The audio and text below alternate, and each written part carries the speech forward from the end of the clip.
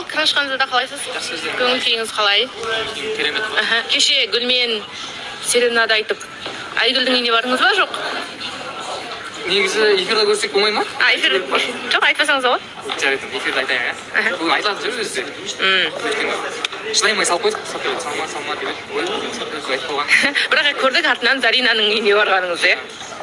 Заринаның үйіне барып, өлеңімізді айтып, кәдімгідей көңіл-күй көтеріп, ол кешен ауыр болды, өздеріңіз көрдіңіздер. Сол мен сізден сұрағым келіп тұрған нәрсе, соны сіз басында салғанда Айгүл маған келе жатыр деп мүмкін ойлап қалады деген ой болмады ма? Жоқ, мен ол кезде Айгүлдің өзімен кездесуден шықтым. Тамақтанып, өлең оған айтып түсіндіріп, кеткен болатын. Айтып қойдыңыз сосын? Көп интрига жасап. Сосын ойлап қойдым. Бірақ артынан Заринаға барғаннан кейін, Еркеш қалайсыз? Жақсы. Мен сізге айтарым бар дейді. Қандай бүгін кімді қосасыз? Білмеймін, бір видео болып қалдым ғой, кеше мен айтпасам ешкім үндемей кеткен ғой деп қоясың. Бағана мені Тимурмен түсіп салдыңыз ғой соған. Сразу ақталай көрдім. Кездесу ұнады ма? Кездесу болғанда, иә болады? Болады, иә. Бірақ сіз самсап жүрсеңіз де мәз болатын сияқтысыз Нұрдәулетте. Неге? Сөйтіп айтып жатыр ғой, ана қыздар айтып жатыр, ой, басы айналып жүр деп.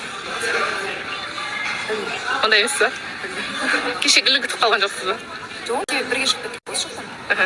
Онда бір андай свиданиеда күтесің, енді когда екі адам екі жақтан келеді ғой, бір жақтан келеді, сондай моменте болмаса. Енді бірақ іштей бәрібір, осы енді раса деген дұрыс.